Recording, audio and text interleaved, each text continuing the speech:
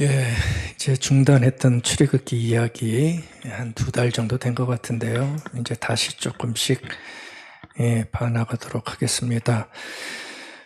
오늘 말씀 제목 한번 봐주시겠어요?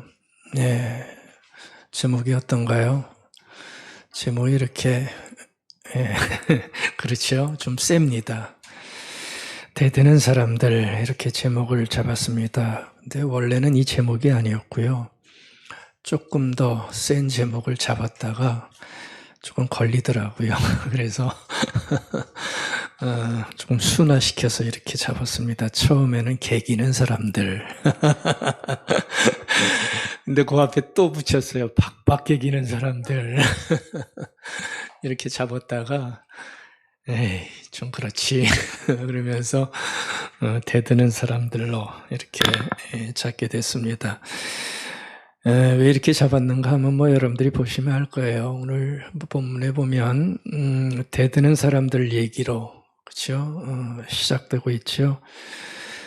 이제 이스라엘 백성들이 신광야를 떠나서 이제 르비딤이라고 하는 곳에 도착을 했습니다. 근데 보신 것처럼 상황이 별로 좋지 않아요. 안 좋은 이유는 그들에게 가장 필요한 것, 사막에서 가장 필요한 것이 물인데 물이 또 없었던 겁니다.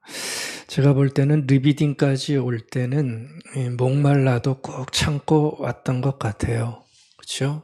꼭 참고 왔는데 이 르비딤에 와서도 이 르비딤이라는 말이 휴식처라는 말입니다. 그러니까 아마 좀 물도 있고 이렇게 좀 시원한 그늘이 있는 장소인 것 같아요. 근데 그 르비딤에 왔는데도 기대하면서 왔겠죠. 저기만 가면 물을 마실 수 있겠다라고 기대하며 왔는데 막상 또 르비딤에 와서 도착을 해보니까 물 한 모금을 마실 수 없게 된 상황에 처하게 된 거죠. 얼마나 목이 말랐겠어요, 사막에서. 그러니까 참았던 어떤 마음의 그 갈망들이 여기서 또 폭발을 해버린 것 같습니다. 폭발할 수 있죠. 얼마나 목이 말랐겠어요. 바로 이때부터 이 사람들이 또 돌변을 했다 그럴까요? 오늘 성경에 보면 우리 번역에는 다투다 이렇게 나왔는데 원래는 대들다라는 말 뜻이 더 강한 그런 단어입니다. 바로 이때부터 대들기, 개기기 시작하는 거예요. 근데 그냥 말로 대드는 게 아니라 모세가 살해 위기를 느낄 정도로 아주 격하게 대드는 아주 위험한 상황이 지금 벌어지고 있는 거예요. 막 돌을 들고요. 막 모세를 치려고 하는 아주 위험한 상황이 지금 벌어지고 있는 거죠. 그러니까 상황이 지금 굉장히 심각합니다. 제가 오늘은 이 부분까지만 말씀을 좀 전하고 싶어요. 다음 주에는 그 뒷부분 보고요. 2절 한번 다시 볼까요? 르비딤에 도착해서 물이 없게 되자 백성들이 하는 얘기를 아주 간단하게 한 문장으로 표현을 해주고 있죠. 백성이 모세에게 마실 물을 달라고, 목말라 죽겠으니 마실 물을 달라고 여기까지 데려왔는데 물을 줘야 될 거 아니냐고, 마실 물을 달라고 대들었다. 이렇게 간단하게 표현하고 있지만 상황은 간단하지 않습니다. 대들었다. 이 단어 오늘 좀 함께 생각해 봤으면 좋겠어요. 우리에게도 종종 있는 모습이죠. 대든다는 우리 삶의 상황 종종 있는 그런 모습입니다. 사실 이스라엘 사람들이 지금까지 얼마나 많이 대들었습니까? 요 앞 올 때까지 나옵니다. 바로 16장에서도 대들었지요. 만나, 먹을 거 달라 하면서 대들었던 기억이 있는데 이런 모습 좀 보지 않았으면 이제 좋겠다 생각하지만 또 대드는 모습이 거기 나오고 있습니다. 누구를 향해 대들고 있죠? 자신들을 구원해 준 자, 자신들을 이끌어 준 고마운 사람들, 자신들에게 도저히 없으면 안 되는 존재를 향해서 신뢰하지 못하고 꼭 죽을 것 같으니까 불편하니까 대들었다 이러고 지금 나오고 있는 겁니다. 요 대든다는 말 우리가 좀 묵상해 봐야 됩니다. 물론 우리는 그 상황을 이해해 줄 수 있죠. 얼마나 목이 말랐으면 그랬을까. 그렇죠? 우리도 뭔가 부족하면 얼마나 안타까워요. 그러니까 우리가 그런 처지에 있는 입장이기에 충분히 그 상황을 이해해 줄 수 있는 문제입니다. 그렇지만 상황을 이해해 준다고 해도 그림이 안 좋은 것만은 사실이죠. 그림이 뭐가 보기 좋아요. 막 대들고 죽이려고 그러고 악을 쓰고 그렇죠? 그림이 아무리 그 상황을 이해해 준다고 해도 그림이 안 좋은 것만은 분명해 보입니다. 왜냐하면 이 사람들의 그 앞에 상황을 보면 더 그림이 안 좋죠. 출애굽이라고 하는 엄청난 구원의 기적을 경험하고 여기까지 온 사람들입니다. 그렇잖아요. 그렇죠? 그리고 바다, 홍해를 건너는 정말 어디서도 경험하지 못한 엄청난 신비한 기적을 경험하면서 이 자리까지 온 사람들입니다. 그리고 바로 앞에서는 배고프다 아우성치니까 하늘에서 만나를 주어서 그날 아침도 만나를 먹고 있는 사람들입니다. 눈앞에 나타나고 있는 구름 기둥과 불 기둥은 여전히 그들 앞에서 그들을 인도하는 길잡이의 역할을 하는 것을 두 눈 똑똑히 뜨고 보고 있는 사람들입니다. 그렇다면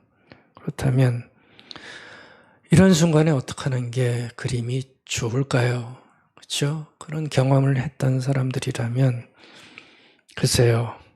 겸손히 무릎 꿇어 하나님을 향하여 이번에도 물이 없습니다, 주님. 우리가 물이 먹고 싶습니다. 물이 없으면 가축도 죽고 우리 사랑하는 자녀들도 어떻게 되겠습니까?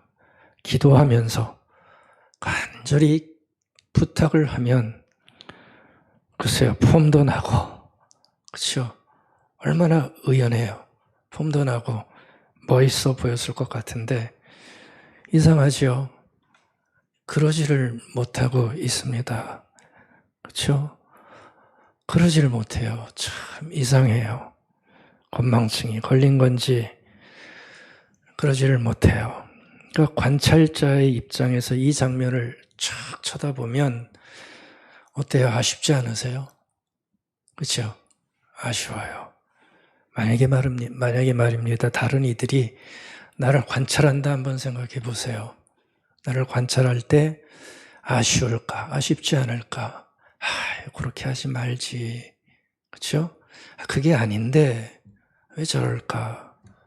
하는 그 관찰자 입장에서 볼 때는 사실 얼마나 아쉬운 장면입니까? 과거의 기억을 되살려 가지고 이 엄중한 시간에 겸손히 나아가 기도하고 구하면 훨씬 더 그들의 삶에 맞는 모습일 것 같은데 도대체 왜 이러냐고요. 그러니까 아쉬워요. 그렇죠? 저는 이런 거 보면 이 대드는 사람이 된다는 것은 굉장히 순간인 것 같아요. 그렇죠? 여기서 만약 생각을 하고 뭔가를 의식했으면 이렇게 해야 될 것 같지 않은데 이렇게 갑자기 대들고 싸납고 다투며 돌을 드는 사람이 되는 거는 아차하는 순간인 것 같아요. 그 순간에 머리가 하얘지면서 머리가 하얘진다는 건 뭐죠? 하나도 생각이 안 난다는 거죠. 하나도 생각이 안 나는 거예요. 뭘요? 우리에게 잘해준 거, 내가 은혜 받은 거, 내가 어떻게 살아왔는 거, 그런 것들은 하나도 생각 못하고요. 증발돼 버리고 오로지 뭐만 보여요. 현재의 필요에만 완전히 집착하는, 그게 되니까 보세요. 대드는 수밖에 없게 된 거예요. 다른 건 보이지가 않는 거예요. 그러니까 아주 순간적으로 사람은 대드는 사람이 될 수 있다는 거. 저도 예외가 아니고요. 여러분들도 예외가 아닐 거예요. 우리가 다투고 대드는 거는 아주 순간입니다. 아주 순간입니다. 그게 우리는 흥분이라 얘기하죠. 바로 지금 이 사람들이 그 현재 불편한 그 상황에 딱 맞닥뜨리죠. 다른 건 생각이 안 나고 그 갈증이 일어나는 거, 죽을 것 같은 그 상황만 보면서 확 하고 올라오면서 큰 소리치고 돌을 드는 바로 그 모습을 보이고 있는 거예요.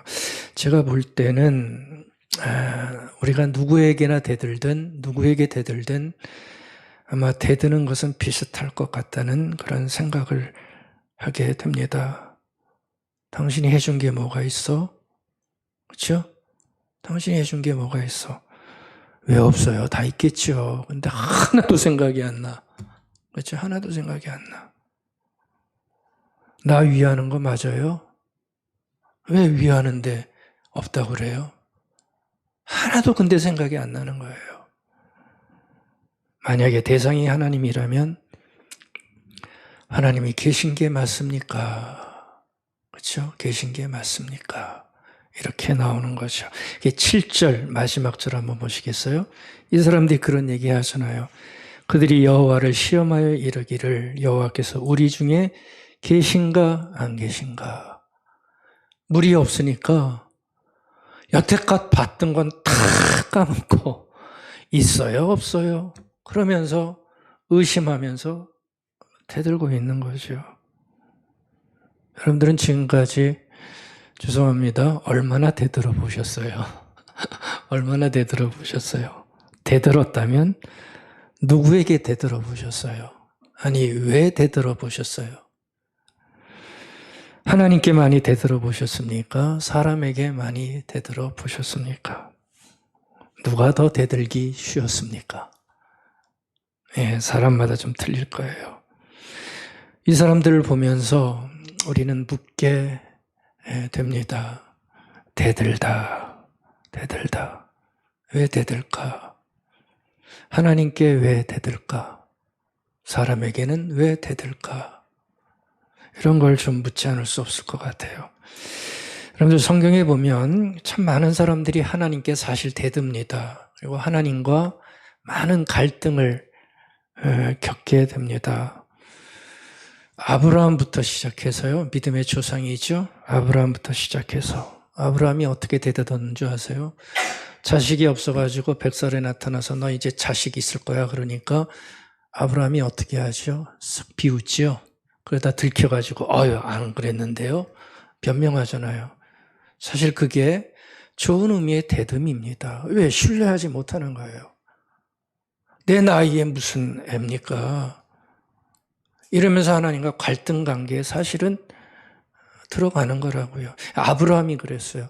모세 우리 봤잖아요. 모세가 우여곡절 그게 하나님 다시 픽업하셔가지고 이제 애굽으로 가라 그러니까 모세가 뭐라 그래요?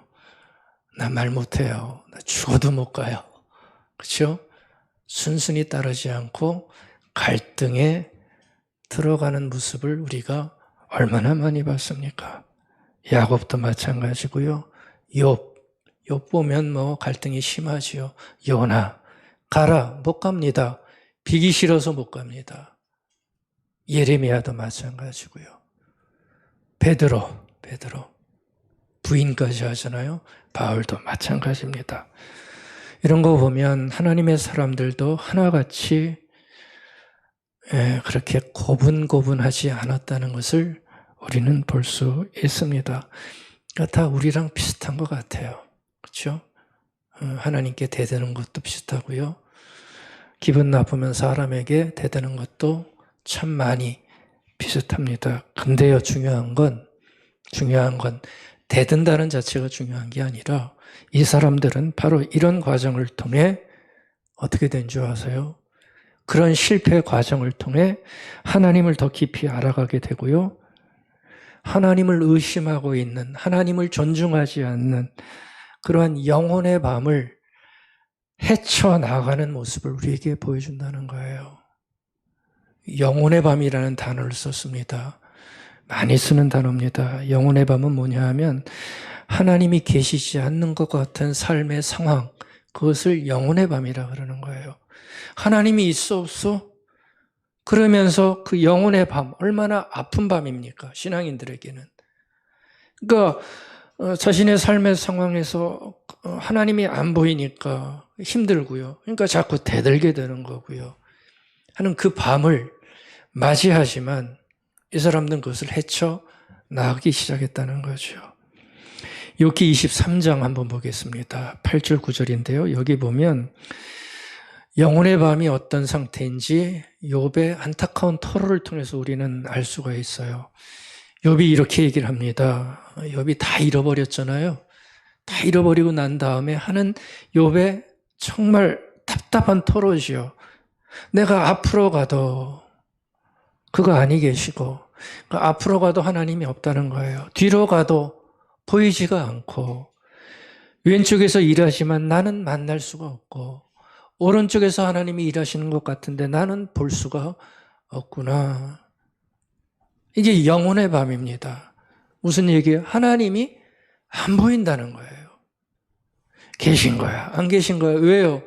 내 상황이 이런데 하나님이 뭘 어떻게 좀 해주셔야 되는데 안 보인다는 거예요. 얼마나 답답한 상황입니까? 그러니까 욥은 다 잃어버리고 나니까 하나님을 볼 수 없다 하는 답답한 토로를 지금 하고 있는 거죠. 이게 바로 영혼의 밤이라는 단어를 써서 얘기하는 상태입니다. 그러니까 욥의 영혼이 어둠 속에 뒤덮여 있는 거죠. 왜요? 하나님이 안 보이니까. 완전히 깜깜한 어둠 속에 뒤덮여 있는 겁니다. 우리들에게는 이런 순간이 없어야 됩니다. 근데 신앙의 세계를 살아갈 때 여러분들 영혼의 밤은 없을 수 없습니다. 신앙의 위인들도 있었고요. 우리들에게도 있는 신앙의 상태일 수 있습니다. 그래서 오늘 이스라엘 백성들처럼 삶의 위기가 닥치면 그리고 내가 소원하는 어떤 바람이 일어나지 않으면 우리는 이 사람들처럼 의심하게 되고요. 계신가 안 계신가 맞서 의심하게 되고요. 하나님을 향하여 그 사람을 향하여 대들게 되는 대들게 되는 영혼의 밤을 맞이하게 되는 것이요. 그러니까 굉장히 중요한 때입니다. 어떻게 하면 좋을까요? 우리에게도 있을 텐데 어떻게 하면 좋을까요? 이사야서 50장 10절 말씀 한번 보시겠어요? 굉장히 중요한 말씀입니다. 그리고 꼭 기억해 두셔야 되는 굉장히 소중한 고백입니다. 너희 중에 여호와를 경외하며 그의 종의 목소리를 청종하는 자가 누구냐? 흑암 중에 행하여 빛이 없는 자라도 흑암 중에 깜깜한 어둠 가운데 있어서 빛이 없는 때라도 영혼의 밤이에요. 없는 때라도 어떻게 하라고요? 여호와의 이름을 의뢰하며 자기 하나님께 의지할지어다. 아멘. 그러니까 우리는 영혼의 밤을 맞이하면 하나님이 있어 없어 하면서 그저 대들기나 하는데 캄캄한 흑암 중에 있을지라도 그렇게 하지 말고 대드는 것으로 영혼의 밤을 지새우지 말고 놀랍지요? 그럴수록 더 여호와의 이름을 의뢰하여 너의 하나님을 의지해야 된다.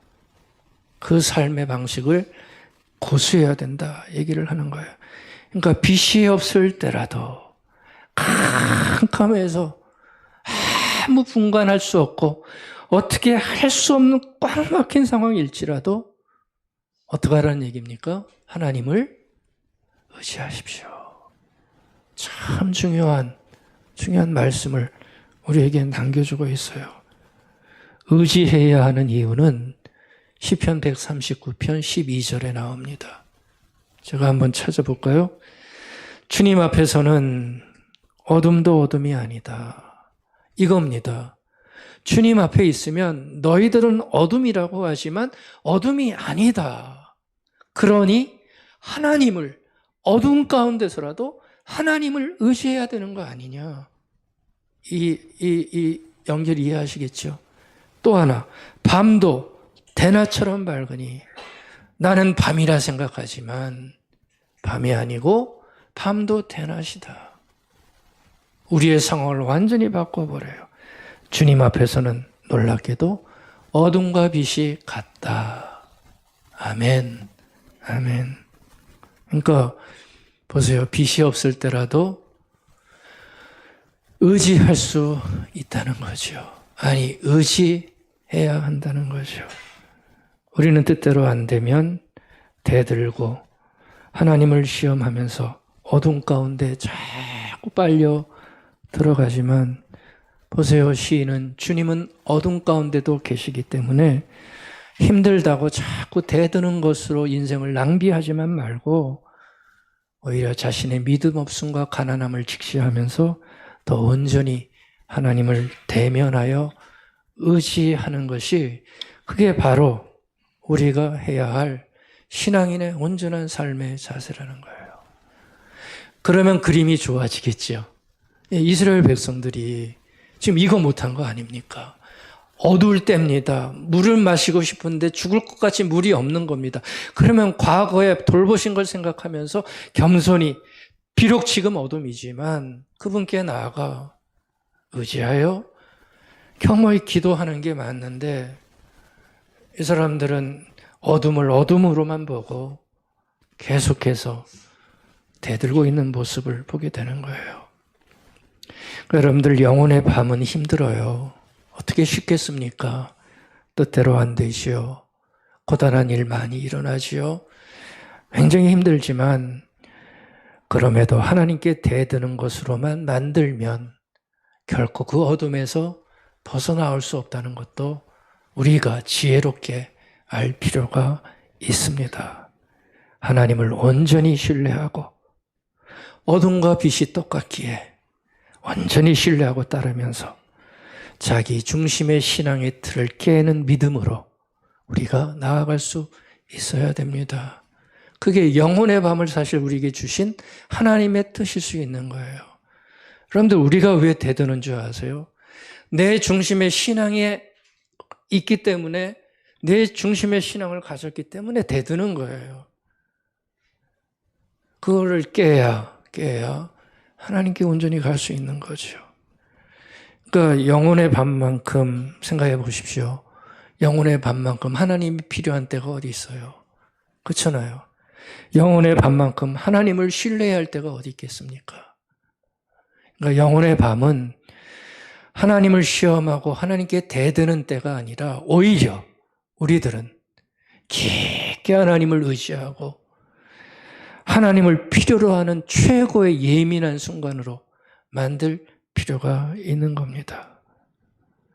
우리가 필요한 거 구해야 됩니다. 하지만 꼭 기억하실 것은 내 필요만을 구하는 육신적이고 물질적인 신앙에 매이게 되면 어떻게 될까요? 채워지지 않을 때가 있을 거 아닙니까?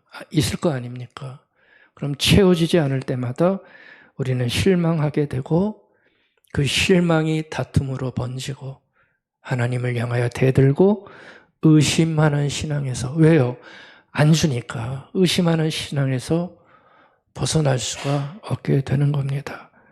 하나님은 이런 영혼의 밤을 허락하시면서 이런 신앙에서 우리가 벗어나기를 정말 원하고 있다는 것 우리가 꼭 기억해야 됩니다. 이스라엘 백성들이 광야에서 이런 어려움을 당하는 것은 시험하는 거예요. 테스트하는 거예요. 벗어나라.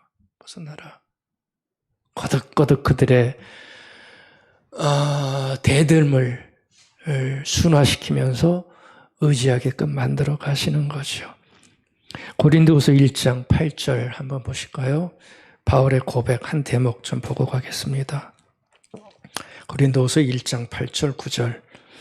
형제들아, 바울의 고백입니다. 우리가 아시아에서 당한 환난을 너희가 모르기를 원하지 아니하노니, 어느 정도로 환난을 당했냐면 힘에 겹도록, 그러니까 견딜 수 없었다는 얘기죠. 힘에 겹도록 심한 고난을 당하여 살 소망까지 끊어지고, 우리는 우리 자신이 사형 선고를 받은 줄 알았으니 이는 우리로 자기를 의지하지 말고 오직 죽은 자를 다시 살리시는 하나님만 의지하게 하심이라.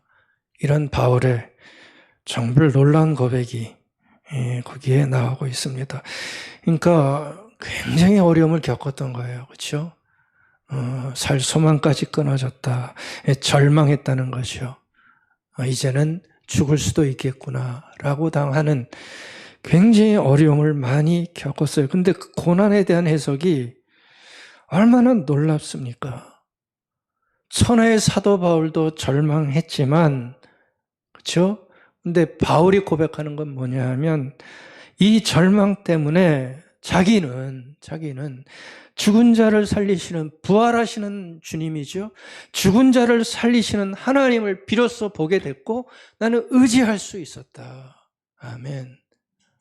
바울은 그렇게 해석을 하는 거예요. 그리고 그렇게 했어요.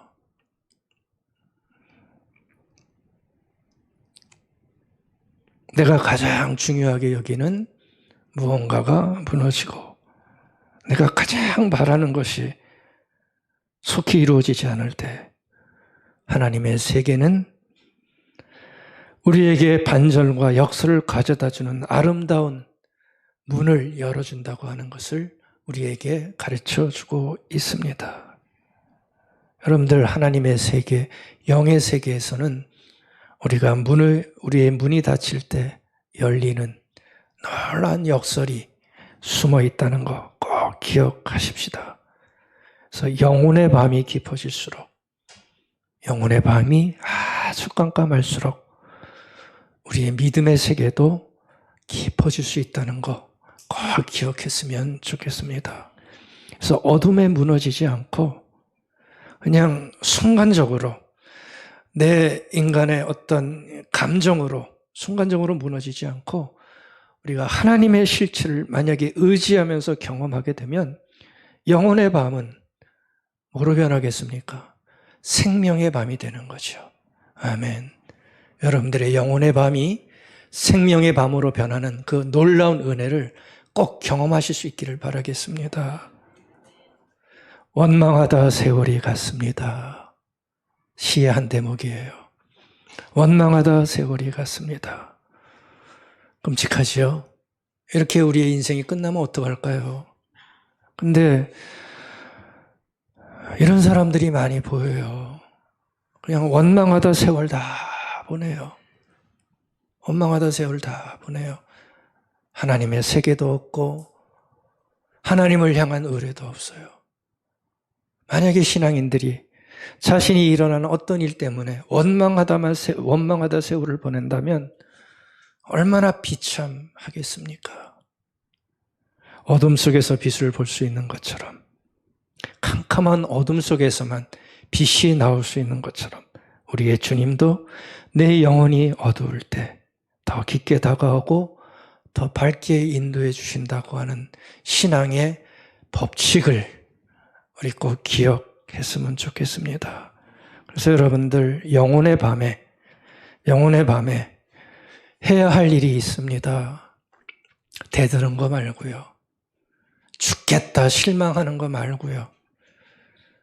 영혼의 밤에 꼭 해야 할 일이 있습니다. 3가지만 간단히 말씀드릴게요. 하나는 독대고요.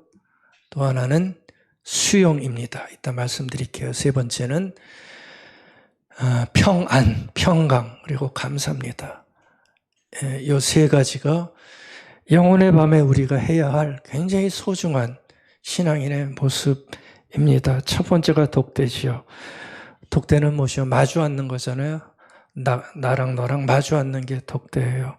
근데 여러분들, 이 독대가 내 영혼의 밤에 의심과 실망과 대등과 또 하나님이 없음과 하는 그 캄캄한 어둠의 밤에 해야 할 가장 앞에 와야 하는 일, 가장 귀한 일, 그게 바로 독대입니다. 하나님과 독대하는 겁니다. 그러니까 기도가 우리의 독대잖아요. 그렇죠? 기도가 우리의 독대잖아요. 여러분들, 하나님은 영혼의 밤에 우리가 대드는 것보다 절망하여 죽을 것처럼 그렇게 살아가는 것보다 하나님과 독대하려 할 때 당신께서 외면하지 않고 우리를 독대해 주시고 만나 주십니다. 이거를 반드시 신앙인들이 찾아와야 돼요. 대들고 우울한 걸로만 내 본분을 다 했다고 생각하지 맙시다. 그건 약한 거잖아요. 그렇죠? 우리들이 해야 할 영혼의 밤에 가장 중요한 일은 독대, 하나님을 향하여 마주 앉는 깊은 기도, 이거를 잃어버리면 절대로 안 됩니다. 역대하 6장 1절에서 솔로몬이 한 놀라운 비밀 하나가 나와요. 그때 솔로몬이 이르되 여호와께서 어디에 계시다고요? 말씀해 보세요. 여호와께서 어디에 계셔요? 캄캄한데. 아멘. 여호와께서 여러분들의 영혼의 밤에 계신답니다. 솔로몬은 그걸 본 거예요. 캄캄한 데 계시는 하나님, 나의 우울한 삶의 환경에 계셔주시는 하나님, 대들 정도로 화난 상태 속에 계시는 하나님, 그거를 보라는 얘기를 하는 거죠. 여러분들, 하나님은 우리가 캄캄할 때 마주해 주시는 겁니다. 여러분들, 믿는 이들에게 가장 귀한 시간이 언젠가요? 믿는 이들에게 가장 소중한 시간, 다른 거 아닙니다. 하나님과 독대하는 시간이 가장 귀한 시간입니다. 왜냐하면 이 시간이 우리를 살리기에 하나님과 독대하는 시간이 신앙인에게는 가장 보석과 같은 시간이에요. 근데 이 시간을 우리가 얼마나 많이 놓칩니까? 저는 제일 하기 힘든 얘기가 기도하라는 말 제일 하기 힘들어요. 이제는 하기도 싫어요. 근데 죽어도 안 해요. 왜 안 할까요? 귀한지 모르니까 안 해요. 그리고 대들기만 해요. 우울하다고만 얘기해요. 환경을 벗어날 수 없다고만 얘기해요. 근데 아닙니다. 영혼의 밤에 우리가 해야 할 가장 소중한 일은 하나님과 마주 앉는 거예요. 독대하는 거예요. 깊이 내 마음을 아뢰는 거예요. 왜냐하면 그 시간이 가장 귀하고, 하나님은 내가 당신과 캄캄할 때 만나주시고 독대하실 때에 나를 보게 하시고 내 상황을 이해해 주시고 우리의 삶을 일으켜 세워주시는 놀라운 영적 힘을 바로 이 독대 시간에 우리에게 주시는 거예요. 그러니까 안 하면 손해지요. 그렇죠? 안 하면 손해예요.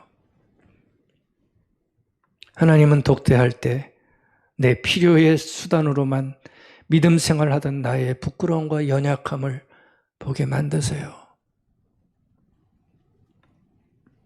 그러니까 독대해서 마주 앉지 않으면 우리가 믿음이 있다 해도 이러한 것들을 경험할 수가 없습니다. 독대하여 깊게 마주 앉을 때만 나의 연약함과 나의 가난함과 나의 교만함과 하나님 없음을 알게 하사 나를 변화시키는 하나님의 아름다운 사람으로 만들어 가시는 통로, 그게 바로 독대예요. 하나님은 영혼의 밤에 우리로 하여금 하나님과 마주 앉아 깊게 내 삶을 나누기를 원하시는 겁니다. 바로 그 독대를 통해 나를 고치시고 환경을 고치는 게 아니라 나를 고치시고 나를 위로하시고 일어난 힘을 주시는 겁니다. 여러분들, 힘들고, 그렇죠? 힘들 때 많잖아요. 섭섭한 게 왜 이렇게 많아요, 우리는. 그렇죠? 그리고 우울하면 하나님과 독대부터 하시기 바랍니다. 여러분들을 여러분들을 살려줄 거예요. 내가 온 것은 양으로 생명을 얻게 하고 더 풍성히 얻게 하려는 것이다. 아멘. 이 주의 음성을 들으시기 바랍니다. 수고하고 무거운 짐진 자들아, 다 내게로 오라. 내가 너희를 쉬게 하리라. 하나님은 우리가 당신과 독대하여 마주 앉을 때 이러한 말씀으로 다가오셔서 쉼을 주시고 여유를 주시고 풍성함이 무엇인지를 경험케 해 주십니다. 보세요. 주신 게 얼마나 많습니까? 이 이스라엘 백성들한테 준 게 얼마나 많습니까? 근데도 깊은 독대 한번 하지 못하고 만약에 대들기만 한다면, 그러면서 망가진다면 얼마나 안타깝고, 그렇죠? 얼마나 억울하고 얼마나 아까워요. 이렇게 준 게 많은데, 독대하면 알 수 있는데 그거 한번 하지 못하고 자기 인생을 망가뜨린다면 안타까운 거죠. 제3자가 이런 우리의 모습을 보고 이런 안타까움을 표하지 않기를 바라겠습니다. 시편 기자가 말합니다. 시시로 그를 의지하고 그의 앞에 마음을 토하라. 아멘. 스크린에 떴나요? 시시로 그를 의지하고 그의 앞에 마음을 토하라. 토하라가 뭐죠? 털어내라. 너의 답답함을, 대드는 마음을, 실망스러운 마음을 털어내라. 그분 앞에 가서 쏟아내라. 그렇죠? 그럴 때 여러분들 위로가 오고 빛이 비추기 시작합니다. 그러니까 첫 번째입니다. 영혼의 밤에, 그 답답한 영혼의 밤에 우리가 해야 할 일은 하나님과 깊은 독대 필요합니다. 여러분들은 지금 뭐가 그렇게 답답하세요? 뭐가 그렇게 암울하게 느껴지세요? 미래를 보면서 뭐가 염려가 되세요? 그러면 하나님 앞에 나아가 토하시기 바랍니다. 토하시기 바랍니다. 그럴 때 영혼의 밤이 서서히 거쳐지는 은총이 있을 줄 믿습니다. 두 번째 우리가 해야 할 일은 수용입니다. 수용이라는 얘기는 받아들인다는 얘기죠. 여러분들, 영혼의 밤에 우리는 보통은 내 삶의 상황이 힘들어서 대드는 거 아닙니까? 근데 바로 그와 같은 힘든 영혼의 밤에 우리가 해야 할 가장 소중한 일 중에 하나가 그 환경을 받아들이는 거예요.